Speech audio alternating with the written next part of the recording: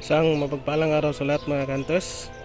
Mas Eston Hunters TV nagbabalik at mayroon na papakita sa inyo mga kanters na kakaibang bato na aking nakuha doon sa bundok.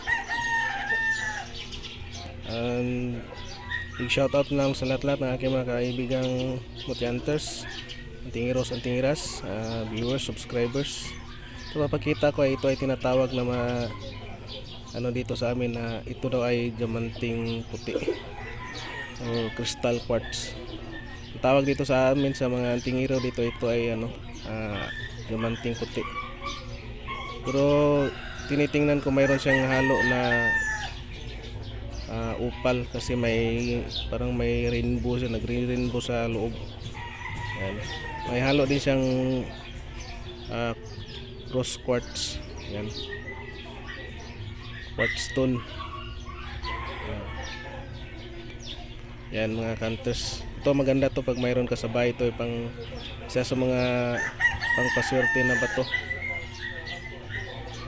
Kristal bato. O tinatawag nilang crystal stone o gemstone. Yan, isa din ito sa mga kinukulikta ng ating mga kaibigan, mga gemstone hunter, mga hunters. Yan. Maganda to pag mayroon ka sa bahay. Ito ay pwede din panangkap sa sa mga gamit natin pang protection. Kasi ito ay at matigas masyado, buti nakabiyak tayo ng malaki-laki kasi matigas masyado ito mga hunters. Ito malaki ito, nagkuha lang ako ng konti lang. Ayan mga hunters. At ito lang muna yung papakita ko sa inyo mga hunters.